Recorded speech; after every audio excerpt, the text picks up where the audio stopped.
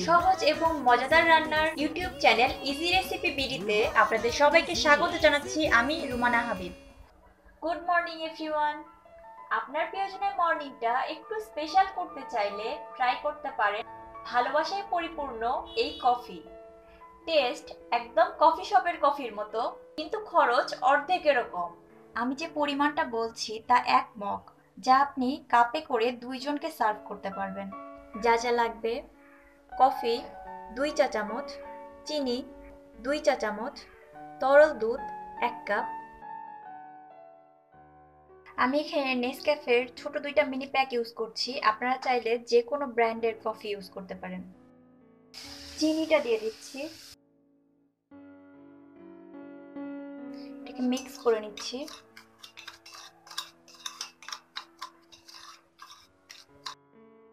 কয়েক ফোঁটা পানি দিয়ে দিচ্ছি।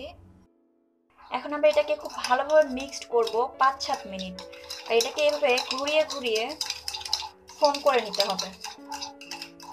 আপনারা পানি যদি বেশি দেন তাহলে কিন্তু ফোমটা হবে না। প্রথমে একটু মনে হবে যে হয়তো পানি কম হয়েছে, একটু শুকনা শুকনা মনে হবে, কিন্তু এটা আপনারা এভাবে বিট করতে থাকলে কিন্তু একটা সময় অনেক সুন্দর একটা ফোম আসবে। আর পানির দরকার নেই, এটাকে আমি জাস্ট 5-7 মিনিট বিট করব। অনেকেরই মনে হতে পারে ব্লেন্ডারে কফির গুঁড়াটা দিয়ে জাস্ট ব্লেন্ড করে নিলেই হয়তো হয়ে যাবে। বিট না করলে কফির উপরের যে ক্রিমি স্ট্রাকচারটা এটা কিন্তু আসবে না। দেখুন চিনিটা গলে সামান্য পানি বের হবে, ফোমটাও হতে শুরু করেছে। অন্যদিকে 1 কাপ পরিমাণ তরল দুধ নিয়ে চুলায় বসিয়ে দিচ্ছি।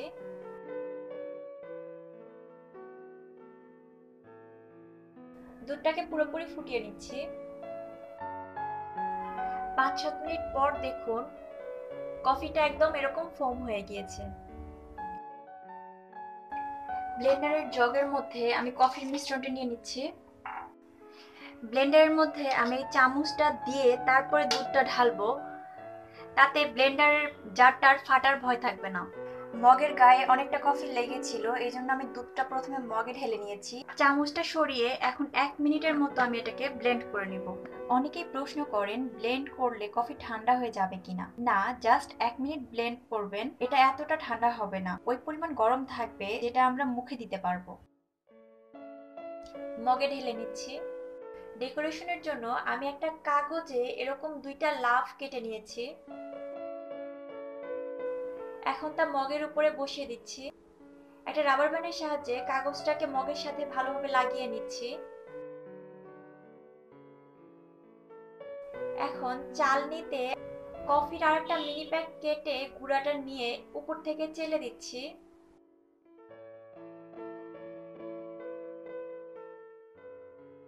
খুব সাবধানে উপরের কাগজটি খুলে নিচ্ছি।